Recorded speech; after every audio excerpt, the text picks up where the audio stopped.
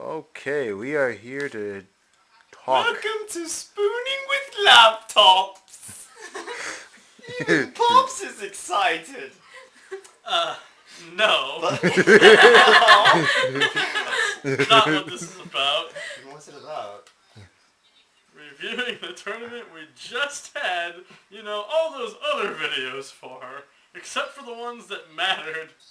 Ironically enough, Yeah, I only it's always the best games that go unseen. Yeah, I was trying because to ran out of space at the time, and I didn't know where to put it all. So It was... Ignore the small children in the background, by the way. If you can even hear them. Overtens! His mic's muted, so we won't hear it. But anyways, So I got round one bye. Can't really say anything else. I was bored as shit for like an hour. let's see. Everything up to top 4 I was 2-1 with. I don't know who my first match was. I don't remember for the life of me, but I know that I'd always superior ride Pelennor the first game, and then everything else was just sitting on Chrome Jail and getting things from a grade 3. Yeah, I mostly ran into people who didn't know how to use their deck. Every time I wrote Blaster Dark Revenger. Spirit. Blaster Dark Spirit, sorry. it's very important. Blaster Dark Spirit. No, I was using the Japanese trial decks that people brought. Didn't bring those. They were there. Yeah, I wrote Blaster Dark Spirit. Normally would get the Pelennor off most of the games. I remembered, I think his name was Tyler. I went against his dope deck last week at Yu-Gi-Oh! Mints. He would always... Okay. Oh, no, it was Tyler. No, not Kyler. Kyler? He was thinking of... Okay. Oh, it's I think his name was Tyler. But he would always retire my Spinning Breeze because he was scared about it. I swung into his grade 2. He guards for 1 pass. I just gave him the troll face and then pulled a crit. I wasn't trolling because of that. Because after my turn ended, I told him, "You know I don't have any damage to counterblast with Spring Breeze because I blocked last turn, right?" Damn it!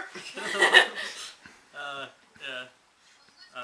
Anyway, I got like all the Ezel decks ever. It's true. Oh, that's right. Last game, he damage checked 3 dotes. I got one guy. He wasn't so hard. But the other one, really great player. Always came down to situations where I'm like at 4. I didn't have the easels or whatever. So I just had to take it, and he would never crit me. While I would always open games with criticals, because apparently that's what I do. It is your thing, along with always getting Blaster Dark Spirit in your hand. Put me at 5 damage on turn 3.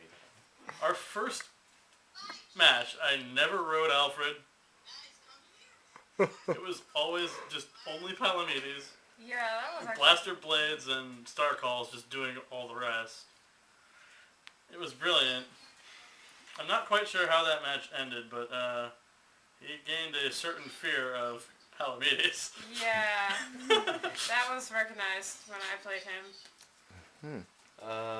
We had the Aqua Force match recorded. I forgot how that happened. I think I made 21k columns just like old Dagger and Flame of Victory. I knew I did before, but I just can't remember when. And then I played you before top 4, and it didn't really matter because we were going to make it there anyway. Yeah. 2 undefeated.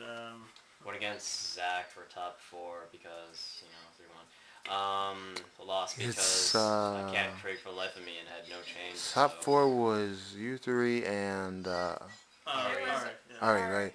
So 3 of our... I got 2 gold paladins, 2 royal paladins. Yeah. And So- these... Play paladins. One of them is just the most bass-ackwards Royal Paladin deck you've ever seen. It's using Caradoc for crying out loud. And When we realized Marhaus does the same thing, but more consistently. Well, to be fair now, We forgot to he be fair, existed. Caradoc can hit rear guards for 12.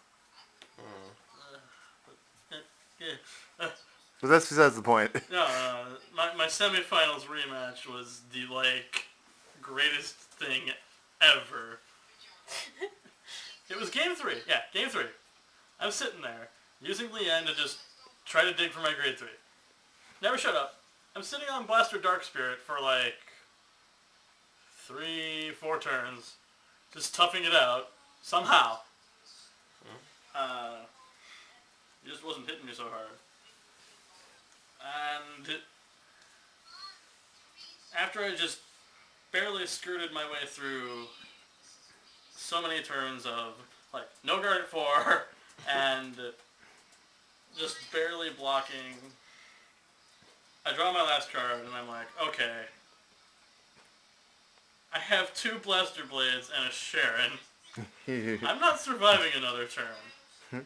So I rode Blaster Blade over my Blaster Dark Spirit, retired one of his interceptors, called the other one, retired the other interceptor, and then I hit a stand trigger for game. It was on the dot. That's how you Vanguard right there. And, oh my god. Yeah, same thing happened, the game with you and me was essentially the same thing with me and Zach, where he just swarmed me and pushed me in high damage. Sitting in one column, and then Chrome Jailer burns all the Pelennors and just end up having a full field and healing. But that wasn't enough, because I couldn't replace any more. I broke a 2-pass he dropped on me in the finals. I was desperate. Apparently I didn't need to do it after all was said and done. I didn't realize he had 2 grade 3s in his hand because he'd already played 4 or 5 of them. Oh, my first game was with the Lumino Dragon. So. Except it was missing everything. Oh no, that was a fun game. The other one was just I don't think he had all his units. Yeah. And no, it was Perfect Riser. That's why I forgot. Oh, it's just so. Perfect Riser's bad, guys. I'm sorry. Unless you devote your entire, call your risers and then swing for 23 to a crit and they just no-guard it. But then you just realize you sucked up all your units and they're at limit break. And you can't defend, and... Because he kept on calling his battle risers. That's... No. No. You don't fucking do it. Yeah, I was and I did the same thing when I was playing, using Do. It's let's see, 2 cards in hand. I'm poking at your rear card. Pizza time. No! Today was taco time. So yeah, some really intense games. Yeah. I remember the videos last week. It seemed very barren, right? How many people were there last week? Last week we had a tournament of 4 people? Yeah, it's hey, do you want to show up? Alright, I guess I'll just play with Nicole and Michael. It's why is everyone here? There are so many Asians. It seems everyone Did Michael after who came they're by most of the his old friends, store but it said was they were all there at once. it was everyone there on time, and it's probably due to 2 factors. One, apparently Sunday works better for people. Yeah, one is Sunday works better for people because it's a day where most people don't work. The other reason is it starts at 1. You don't need to wake up. Yeah, it's if you're not already awake, something's wrong with you or you work at night. Yeah. Not just night, overnight. Yeah, overnight. Yeah. Because Going to bed at 8. Yeah, it's the only excuse you could have for not showing up at that time. So, What's the deal with him? Yeah, Tim still makes it late. We start at 2, and he's still late for it. Making toast. It's how do you even get late for a tournament that started late at 2 o'clock? Maybe I had to do stuff with family. Who knows? I'm going to say he said he just dropped by. He just decided on a whim to show up. I guess he was bored. I just said it But hopefully that last means he'll week, show up now. But we're really liking this new place. To be honest. Yeah. For me, it's good because I'm driving on the freeway. Yeah. Mostly I really like it because it's, an actual trading card store. Yeah. Like, I like our old place all well and good, but it was... They treated it sort of- first and foremost like a sports card store. Which it it is, but they hold tournaments there. They have a judge there. They sell this stuff. They don't treat it like a trading card store ever. And the stuff that is in their case just never moves. Because it's a bunch of old stuff that And they no don't one bring in wants. anything new either. Because they don't buy cards anymore. They used to a long time back, but then they stopped. So now it's like... But yeah, and they just tend to shove us off in the corner while Yeah. Yu-Gi-Oh's going on.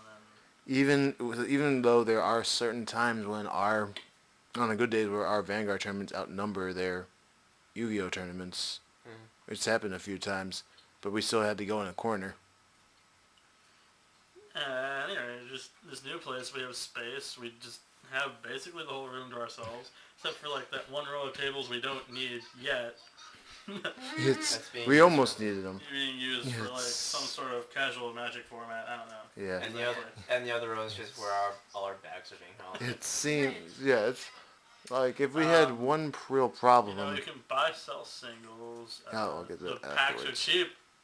Yeah. Packs are Like, they're $3 a actually pack. they're actually the It's price they $3 a should pack, be. like they're supposed to be, instead of the $4 that they're going for elsewhere.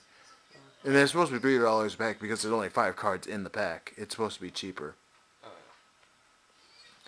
And it's hard to find people who understand that. Selling the packs for $15 as per usual. Like you said, buy, sell cards. You can get credit. Yeah, store credit. Like It's I just took my, 4 packs, and just saved it as $12 store credit, so I can actually get things that matter later because we're already set for life. Yeah, currently I've got just right here, $6 worth of credit. It will build up to more women and dragons.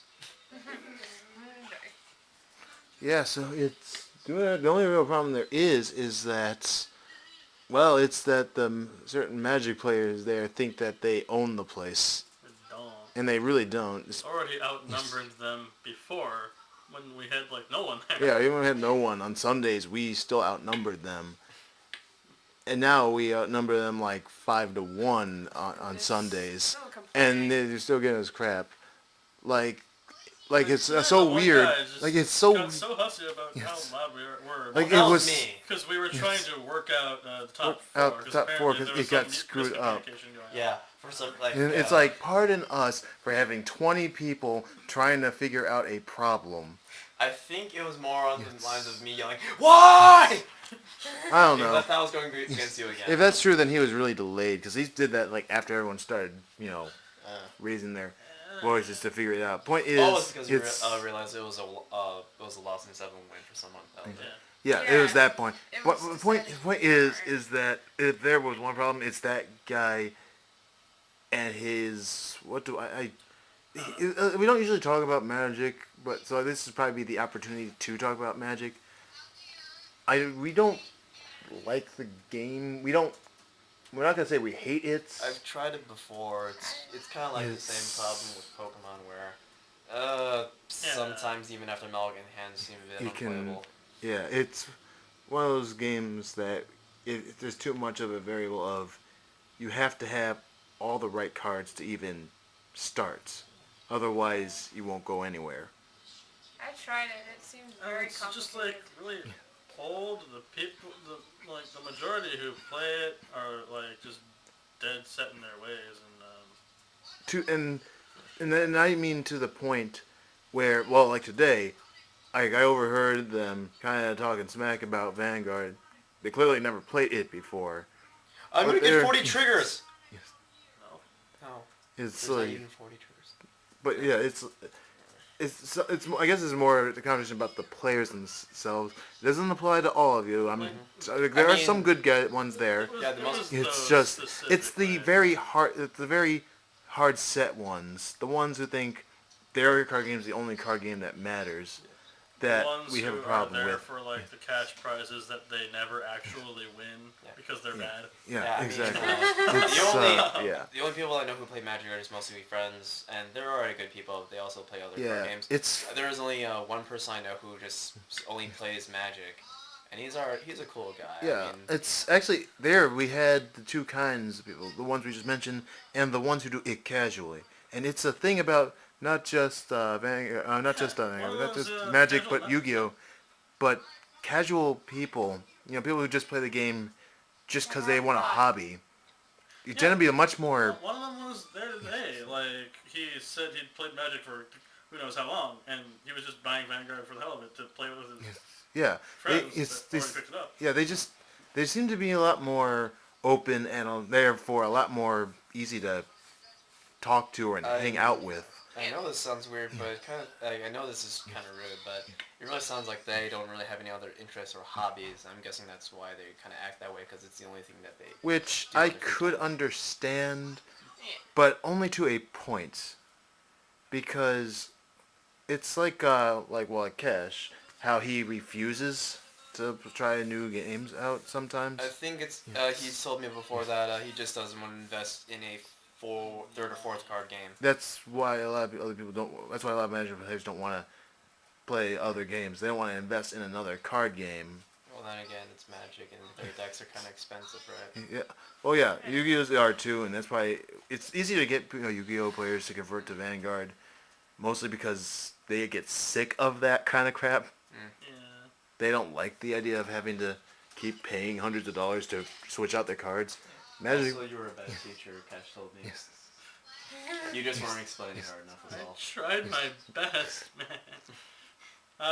But meanwhile, it's surprisingly easy to get non-TCG players to play Vanguard. Yeah. Right? Yeah, I think we've done that before. Well, we did that with. Did you ever teach Cash how to play? He wouldn't want to touch it. Yes. We're gonna have to force him to I remember, we had Liz. I had Liz use my Coco deck. She knew it. She already knew Matt. That's how we got Emily into the game. Again, Katie. Well, but again, it's you weren't really card game players before, and you know. But again, it's an ability to want to learn. Like I understand, guys, getting it all, but it's not that complicated, especially when the rules are right on the mat. Yeah. It's like I can give you that, but when the rules are literally telling you what to do step by step and what to do, the only things you need to know is what does standing mean and what does resting mean and what does a drive check mean, which it tells you on the paper also.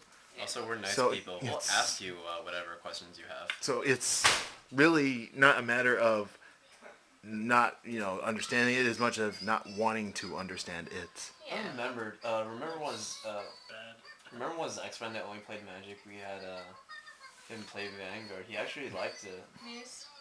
Not Mies. Zach's friend. It was a long time. It was back. He only played Magic. He was playing vampires. I don't remember his name. Yeah, I remember. He was a white guy. Yeah, but the point I'm trying to make here is, we're only going off on this tangent because it's not like we even ran you out of the store, dude. It's like the space you need. It's like we're only talking about it because it is one problem, and if you can get over that problem, it's okay. But just trying to address it can be a problem if you don't like people talking crap behind your back. Especially when when that particular person was the sort of person who was complaining that we were taking up 2 rows of tables, and he said we were, what was it again? Spreading. We were spreading ourselves too thin, even though at the end. I don't even remember. But the point is, he was acting like we didn't need both rows. But when we were all sitting next to each other row by row, we did in fact need both rows. In fact, if we had another 1 or 2 people, we would have needed the rest of it. Spots were taken up by backpacks, whatever. They could have moved if they had to. Yeah. And also, you guys were using the other half of your row for your backpacks, your Magic tournament wasn't really as big as you thought it was. Yeah, it was like, This what, point. 4 or 5 Sorry about people? the shaky cam. People, spider was crawling up my camera. Don't let the spider bite you. Bye. It's gonna hurt. There's just It's no reason it's to get bad. so huffy about It's it. bad sportsmanship, really, because what I understood from there's a reason why I say that. Because from what I was listening from the people who actually, as far as I know, the ones that work there. I don't know if this guy does or not. They were saying that the Magic players were very adamant about Vanguard not actually being able to take off. No, thanks on it that. took off in a plane for 4 hours to California. Yeah. So I think it's mostly that he's just salty that he's dead wrong because we basically filled up the whole store with Vanguard players in one day. Also, I guess he's just not used to It, these whole high excitement things. it Either, is. because, That's also like, true. It's a very It's possible. adrenaline-filled game at times. It You is get, because it's hard to explain actually. There It's just so go ahead. it's just like when I was just looking over just them playing Magic, it just felt that they were just like not. they were It was a bit they monotonous. were It just going is- through the motions. It's that's one of the reasons why I started playing Yu-Gi-Oh a lot less is because it became a lot of going through the motions, and that's what a lot of Magic is. It's And you. not It's to just- say yeah. you don't get that in this game, but There are some you times. get a lot of Be- things aren't all here. I have to adapt a little, and and when it does work out, oh my god! but it's not only that. It's also a matter of sometimes your opponent will do an unexpected move that will ruin that plan, and you will have to figure out another plan. It's a Yeah. different kind of risk versus reward for Vanguard. It's like more It's- numbers and targets where It's very with- high. It's very high activity. You know, with Yu-Gi-Oh and Magic, it's like, okay, I'm gonna try playing something. Oh, they negated, destroyed it. Basically, in those Player games, it's interaction mostly is just enough that you get the back and forth, and it feels it feels like a fight. actually Feels like you're actually like speaking. It feels like a They card never, fight. They never get the chance to flip one card and say your turn's over. Exactly. Yeah. That's what. Yeah. It's That's a lot more like that evil, was- even leveling. Yeah, because when you look at the other games, it's a lot of the first one who actually gets their chain of events started off will win, Yeah. no questions asked. Yeah. Like I've told people who like play Yu-Gi-Oh or try to get in Yu-Gi-Oh, it's like how you play. It's like if you're not tearing their, pardon my French, but if you're not tearing their asshole open, you're doing it wrong. Yeah, and it's like I'm sure a lot of And people. then you get just two sides just doing their damnedest It's to not true. let anything go, Yeah, and, and you know that one little surprise or the game luck Vanguard factor, is a game that Yeah. where everything can change, literally change because of the draw of a card. Not Yeah. figuratively.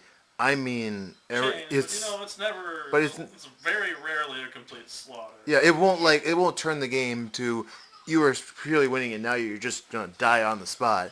It's more. This person was more or less counted out of the game, but now they got themselves back in because this card let them do it. It doesn't mean they're just gonna auto win. It means they have a chance. Yeah, you get a second chance. And that's the key word there. It gives people the ability to experiment. It gives them the ability to try things out. It's a great game for Timmies and Johnnies. It's not the greatest game for Spikes. If you know the player archetypes at all. No, I'm not talking about clans, but just, you know, how people are classified in this business. You know, the people who want to experience something, and the ones that want to express something, and the ones that just want to win. It's not so great for those Yeah. people. Yeah, this But game, for the other it's ones, not for yeah. it's not for the people who solely want to win, because it may not work out that way. Yeah. If you want that, well, the other two games are there for you, and they do serve their purpose as such. And I'm sure a lot of people are going to have other things to say and all that, but this is from our experience, not your guys. And I only want to stress that because from all the different people we've seen playing, not just Magic, but Yu-Gi-Oh, Pokemon, what have you. It's nothing personal. It's just our our 10 years of 10 plus years of Experience. experience. Some was longer because some of us actually did play a bit of Magic before Yu-Gi-Oh came over, and it's just there's something almost tainted about the other games because they feel like they're built for the intention of making people need to buy more things, as opposed to making them want to buy more things, and there is a difference. Pay to play as opposed to pay to win. And when you're pay to win, you're paying out. You're paying a lot. Yeah, and in this game, you don't have to pay to make a new deck. Your current deck will probably always be at least playable to be in a tournament. Well, yeah, once you maybe have weak, but it's playable. once you have the essentials, you can take down even the most. Yeah, once you have the essentials, every deck more or less plays on an even ground, even if they play differently from each other. I did against Aqua Force and Dote. And it's, again, from our experience with the other games, it's just not the same way.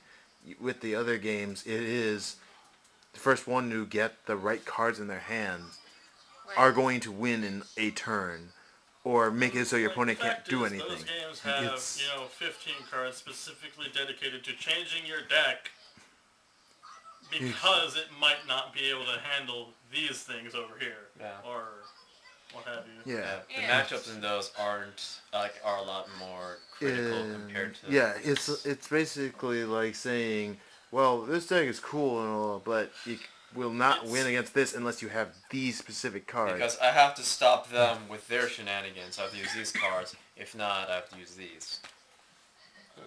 And that's not You don't even necessarily get them after you bring them in either, so it's like... And I think we've already talked before about just flying in general, for example, for like certain formats, and just the whole back and forth it can go for a while, because it's so many certain ones, nature, whatever they're called, certain colors in particular can generate so much life, and other ones can burn so much. And it goes on and on. Their tournament was so much shorter than ours, and started around the same time as ours, and they ended at the same time as ours. Their 6-person tournament lasted as long as our 16-person tournament. Not to say long games are bad, but that's pretty long. It's pretty boring to watch. Yeah. And it's and it can get pretty boring and monotonous. Or like when you were hanging out, it's like, hey, let's get this. Like you're wanting to do something. Hey, guys, let's play this one Magic game. Why is it taking you 2 hours? Oh, we're just getting our life back. I appreciate grinds as much as the next guy. There's a limit. It has to actually feasibly end. Yeah, and that's the thing too. Is there are people who love to boast about how long their games can take, like it's a good thing. And the way Vanguard's designed, it's never going to overstep X number of turns, because you can't cheat the system and have infinite life. more. You can't really get more shields. You can't get more shield because instead of losing shields, you can only go up 2. The best you can do is get rid of ones you have, and even then, you can only do so much of that. You can change what your triggers are, so you don't have those draws. You can add a special intercept. You can even add more grade zeros, but if you're doing that, you're screwing your other things. So it's it ends up coming back to bite you if you try. I guess it's what we're trying to say is, Vanguard's very simple, yes, but that in lies its genius and complexity, because of how simple it is, you actually have to think within the confines of the rules how you're going to get the advantage and win, as opposed to thinking, how many ways can I break this one card? Or how many times can I fuck my opponents? Yeah, using as these opposed cards. To writing on one card, you have an army. Well, squadron. Yeah, That's how you win. How the game was built. Yeah, this game is built on figure out what you want your field to be and try your hardest to make it happen. Every single card needs to complement the other cards. Yeah, Essentially. occasionally changing certain ones out for whatever you're facing against, but you have to commit to an idea of what you want to do. You can't just have a bunch of things for what if this happens, what if this happens, Yeah, and hope they'll especially work. yeah, especially when you don't have a side deck, so Because- that deck is going to be because so- what that- I've 'cause got what- a lot of experience with that. If you try to tailor make your deck, especially around theoretical bad situations, It's going you're to going to lose more. It's going to make you lose because even more so. You diluted your Because you diluted the actual good game stuff. plan. yeah, and it's the thing that I've seen happen so many times. It's like either you try to have an answer to every single kind of possibility, which will cause you to have no answer to make yourself push for a game, or you make your own plan and then you don't have an answer to other people's decks. It's right there is where I was like, Vanguard doesn't make me have to do that. I'm just going to stay on this game. Yeah. Because it was that realization that it's so hard to... you can't make a deck that at least stands a chance against every kind of deck out there. You're always going It's- to be playing at least 3 cards that everyone else is playing. Yep. Yeah, And you in games like Yu-Gi-Oh! Magic, No less, it's usually more always than that, yeah. In games like especially like Yu-Gi-Oh, there's always like Yeah. a set The other amount of day- cards that everyone has to play no matter what The the other deck day, is. Cash he showed me he held out Monster Reborn, Heavy Storm, Dark Hole, and he asked me which deck doesn't play these cards. I couldn't think of one. Exactly. There aren't many, It's- I can tell you that. And that's the point. It's like I don't know when card games came to the point where They were so redundant. where they were want all to be samey, redundant. apparently. Yeah. Yeah, the only thing saying And about like it's like, and it has to be that way because like everyone, not necessarily by choice but by necessity, plays the same decks in those big tournaments because of the fact that they know it's the deck that's the best one to play, and it's the one that has the least amount of weaknesses. yeah, the only thing that they're saying me with other clans is just triggers, sentinels, power It's like- attackers, vanillas. Yeah, those things But- exist. You don't have to run them. Heck, all 3 of us proved that you don't need to use perfect guards or the power cards to win a tournament before. Took the top 3 places with trial decks and effectively a gold paladin trial deck. Pretty much what you only need is just what your quote-unquote advantage engine is, how to help you make numbers, and then you can just splash in like the flavor of your clan and what your boss monsters wants to be. And It's, that won't take that much money or commitment. Yeah, it's like I don't know. I think it's just like it's funny. It's probably why Bushido is so against hybrids. It's because of the fact they don't want it to become a slippery slope Yeah. to Where you end everyone. up with everyone playing those same few cards.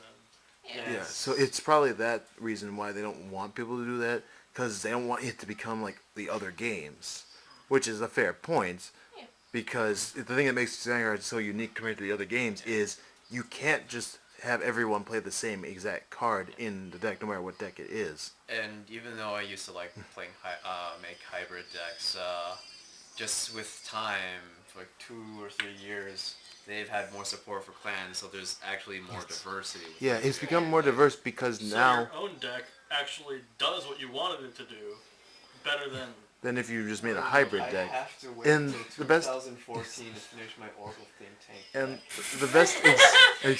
the best example of this thing we're talking about in Vanguard is Coco, actually. yeah. She started off as Things. a gimmicky hybrid deck because she had no other Oracle. No way to get cards rid of her soul except from efficiently, Leopard. Not very well. except for in Spike Brothers. So, Super easy, and it was actually efficient. Yeah, it's So- like, I just want to play this deck, and then a few months afterwards, they announce one card one single card. that made her from joke to broke. Exactly. It fixed her deck up and actually made her able to play not as a hybrid. She could be her own. You can make a deck based around her within the clan. And therefore you get to use the things like the Sentinels. Yeah, every lesser deck or clan like Dark Regos or Pam and all their old bosses ended up getting more support later on. Again, I said this before, unfortunately, there are some unplayable cards, but that was just Bushiroad in like the early stages trying to see No, what really works, early stages. and then they learn from their mistakes. Okay, tangent. Point being, we like this place. Yeah, a really long tangent, but the point still remains. Excited of that one thing that, based on our reaction, you could tell might make you either want to go or stay. Although to be completely honest, it was arguably worse at our old place anyway. That might be Because true. we had tons of Yugi players hating too. Yes, And it they were is the true. majority, so you know, they... It is true. Yeah. But unfairness, most of them were kind of joking. Yeah. And you could tell they were joking. Especially You never had any of the Yu-Gi-Oh players basically yell out that we were being too loud. Yeah. Because they're also being loud. Yeah. Yeah, because they have at least some semblance of having a good time. Yeah, most of them are okay. I mean, if they laugh at my sarcastic remarks, I think we're fine. Yeah, but yeah, the point is, this place is pretty good. If you can ignore people who have a problem with change, you should be able to have fun at this place too. If you don't know what it's called Hot Sauce Games. I recommend going there because I'm the kind of person who would probably throttle those kind of people, but I don't feel the need to there because everyone else seems to be on the level. If you actually want to go there, they have employee their... is actually, Care. Yeah. Yep. If you want to find a way to go there, their address is on their site. Search Hot Sauce Games. We drive down, was it Cass Avenue? Yeah, Cass Avenue, before the off of Ogden. Yeah, before the train tracks. It's on the right side of the... Right side of your going, shopping depending on where district. you're going. Yeah, it's on one side of the shopping districts. You can't miss it. Unfortunately, there's no store sign, but it's the one with the green roof and a whole bunch of card game posters. Hard to miss. Yeah. Yep. Well, I guess I'll do it for this update. Sorry we had such a long-ass tangent, but I felt this would be the time to get it, because we usually talk about what made us not play Yu-Gi-Oh!, but we usually don't get a chance to talk about why we don't play Magic. I mean, the Tourney recap was really short, and I think talking about other card games was a bit more important. So. Yeah, heck, we even talked about Pokemon and why we don't play it. We never got to Magic. Yeah. So at least this is a little touch on why then, if nothing else. Paint me like one of your French girls. Bye, everybody. See ya.